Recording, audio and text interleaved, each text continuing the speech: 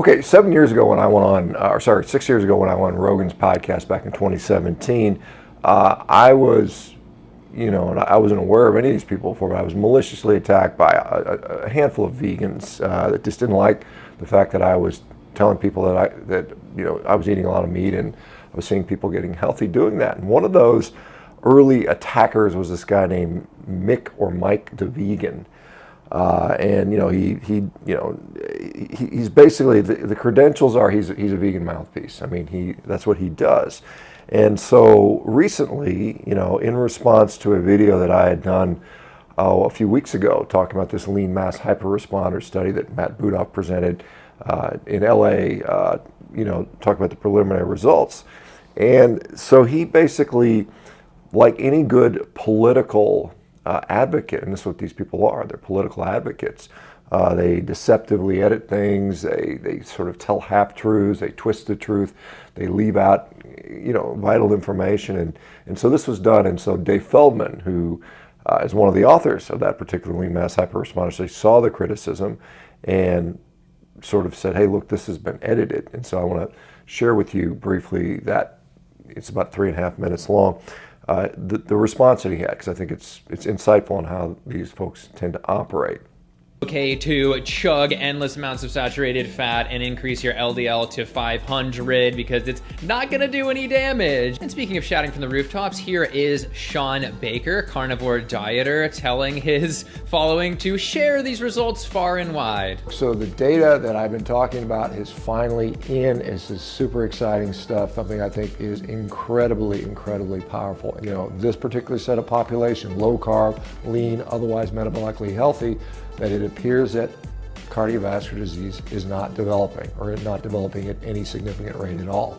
So that may give some of you guys that are in this situation some level of relief. As you can see, all of his carnivore I feel like that video might have been somewhat edited because I'm gonna have to come back and see if I can insert something if I'm right, because I do remember when Sean released that video, it was shortly after Budoff's presentation. And I think he had a lot of qualifying language that was actually within that video.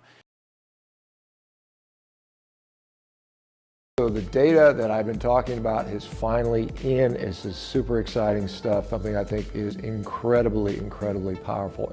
This particular set of population, low carb, lean, otherwise metabolically healthy, that it appears that cardiovascular disease is not developing, or not developing at any significant rate at all. So that may give some of you guys that are in this situation some level of relief. Right? So what does this mean? Does it mean that you can ignore LDL cholesterol? It doesn't matter. No, it doesn't mean that. And Dr. Budoff in his 17-minute presentation says that no, you cannot ignore that. He's still a believer in LDL cholesterol being causal to cardiovascular disease. But what he is saying is that it appears to be, in some instances, this particular set of population, low carb, lean, otherwise metabolically healthy, that it appears that cardiovascular disease is not developing, or not developing at any significant rate at all. So that may give some of you guys that are in this situation some level of relief. His suggestion was, if you have high cholesterol, but all the other markers look good, get some sort of an imaging study, maybe get a coronary calcium score, and if it is low or zero, then you're probably pretty good. Now that I'm done with the edit, I actually like Sean's answer even better than when I first heard it. He carried a lot of the nuance.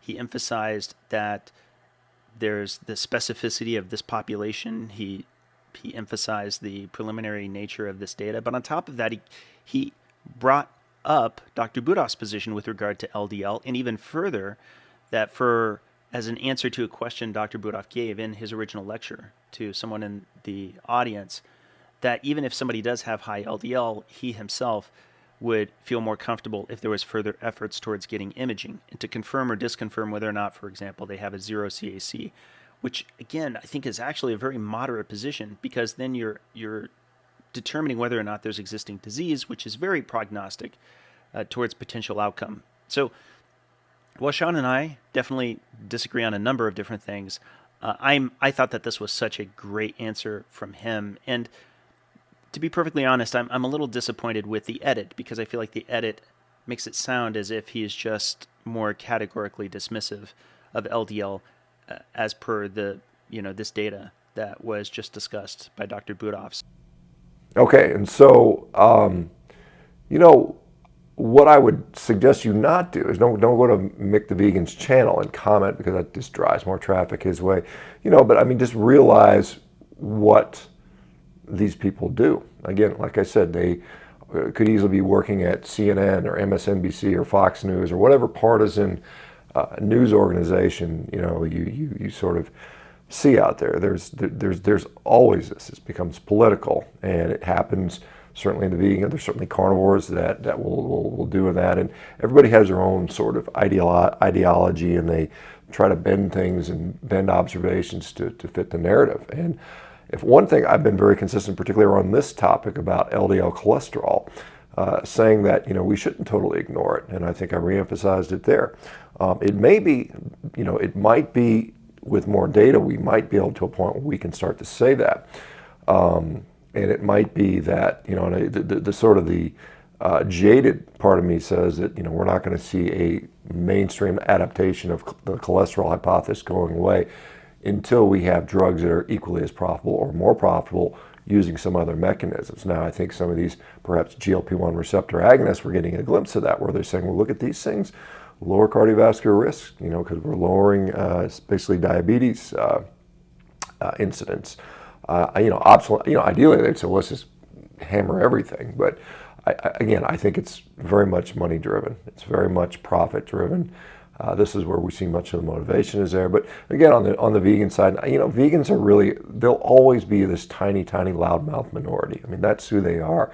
They are well funded. I mean, they got lots of money, and there's these people. There's some rich people that feel sorry for animals, and they give these people all kinds of money, and they deceptively do what they do. They bend the science, they misinterpret the science, they perform studies that are specifically designed to get a certain outcome, on and on. That's the way it will be. And so again, it's sad to say, but much of the science out there is hard to trust. Much of the people out there are hard to trust, and I'll tell you guys repeatedly, don't trust me blindly. Confirm it yourself. I'm going to say that over and over again. And how do you confirm it yourself? Well, one way is to look in the mirror, guys. I mean, I got to tell you, this is one thing, I've made this argument over and over again. There are a lot of political footballs that are being passed around, whether it's climate change, whether it's healthcare spending, whether it's, crime, whether it's education. All those things are really, really difficult for you to individually verify. I mean, I can't claim, I can't verify the world's getting warmer or colder just by going, I'm sitting up in the mountains. It's pretty damn cold here right now. But I can't verify the world temperature independently. What I can verify independently is my own health, as can you guys. And so that's I think the one thing we have in our favor is we can independently verify, because the studies often are poorly done, they're funded in a corrupt way, maybe they're not addressing the actual issue, maybe when they talk about this population had this result with this input, well, maybe you're not part of that population. Again, this lean mass hyperresponder group is a select set of circumstances. Now, how common is lean mass hyperresponder? That remains to be seen. I think some people think it's actually very common. Other people think it's this narrow subset of 1% of the population. We will see. Anyway, stay tuned. And on that topic, there are going to be a number of more studies coming out that I'm aware of. I know the authors. They're going to be dropped over this year, and more carnivore studies are going to be done, which I am helping to organize. That are going to be dropped over this year and the next year. So things are changing, guys. Pay attention from the study standpoint.